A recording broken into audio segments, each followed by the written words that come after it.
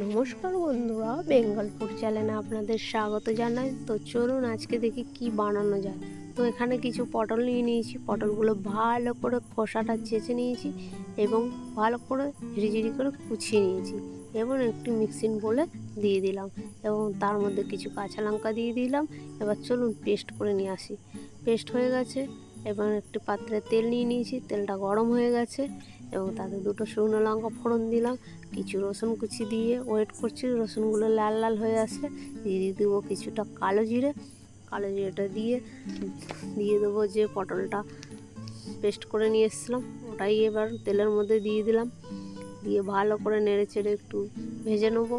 এবার পরিমাণ মতন হলুদ গুঁড়ো দিয়ে ভালো করে ভাজতে থাকবো যতক্ষণ না জলটা টেনে যায়। ভালো করে ভেজে লাস্টে নুন চিনি দিয়ে ভালো করে আবারও নেড়ে চেড়ে ভেজে নেবো। তো আজকের এই পটল বাটা রেডি।